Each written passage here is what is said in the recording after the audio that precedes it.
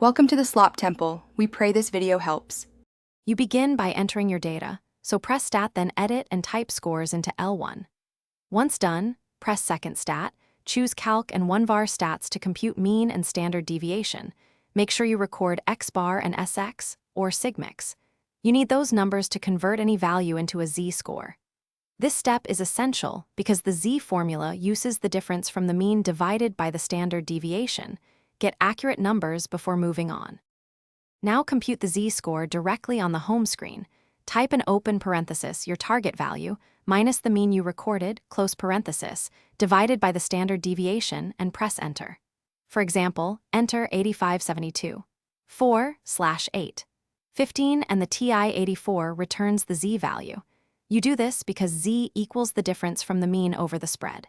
Make sure to include parentheses to enforce order of operations. Otherwise, the calculator. Finish by verifying your work.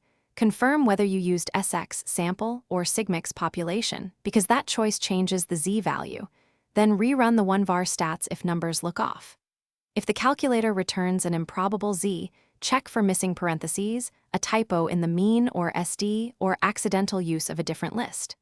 If needed, clear L1, re-enter data, repeat 1var stats, and recompute the value mean /std dev expression.